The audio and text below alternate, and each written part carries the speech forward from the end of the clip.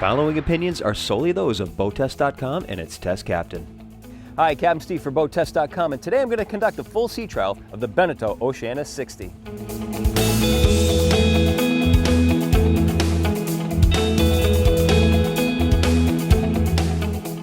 This is a new launch from Beneteau that recently made its world debut, and in our opinion, she's a yacht that is as comfortable crossing oceans as she is sitting at anchor. Let's take a look. We'll start our tour at the generous Cockpit Deck.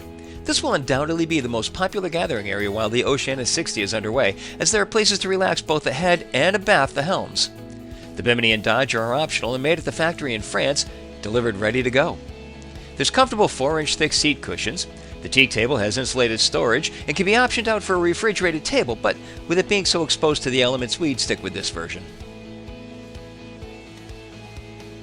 With the aft platform lowered, we extend the working area of the deck 2 feet 2 inches by 8 feet 8 inches, as well as allowing access to the tender storage just ahead and create a private beach.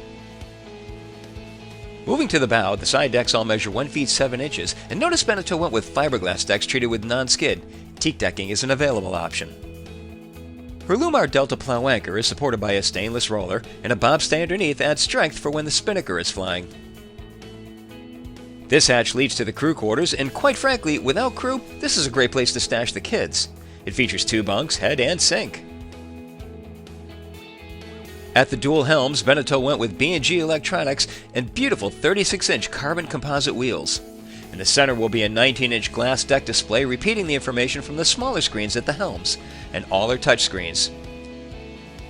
A throttle is to the starboard helm next to the binnacle compass, and then the thruster controls. There's storage under the helm seats, and they're held in the open position with gas struts.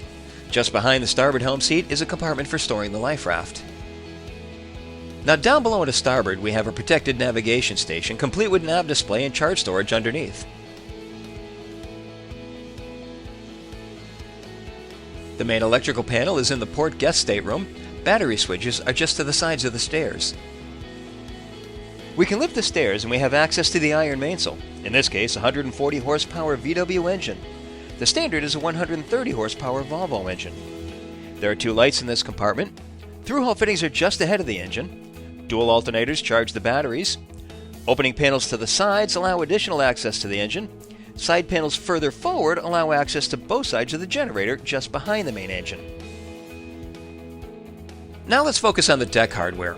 Fully forward, we've got an electric roller furling jib and a manual roller staysail. The main mast is a Selden rig with a Selden boom vang, certainly one of the better names in the industry. It's a 3-spreader fractional rig, and Beneteau uses all Harken rigs for the winches and the 70mm blocks. It comes complete with rigging and spreader lights. With all sheets color-coded and running cleanly back to the cockpit, not only are trippy hazards eliminated, but it's a very easy boat to sail short-handed. Let's take a look at how they're arranged.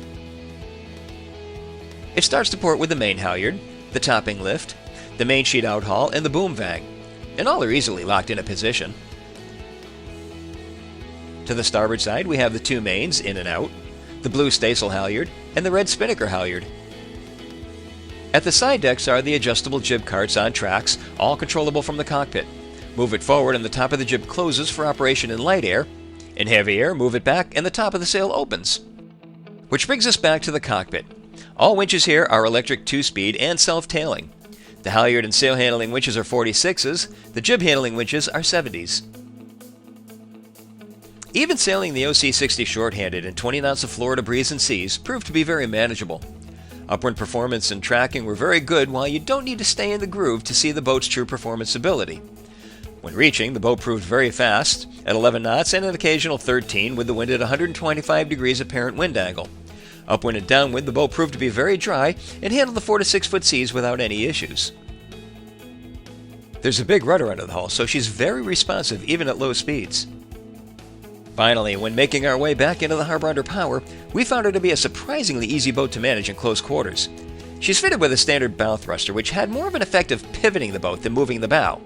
This is an important point, so make sure you have enough room to swing when using the thruster.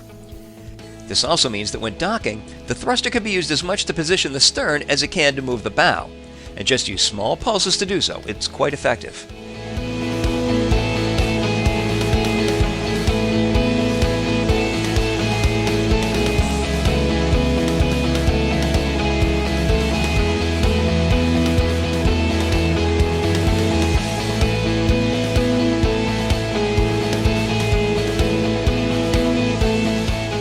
Overall, this is an impressive boat that had a remarkable level of comfort along with the ease of handling that we've come to expect from the brand. And that's our test of the Beneteau Oceanis 60. For BoatTest.com, I'm Captain Steve. We'll see you on the water.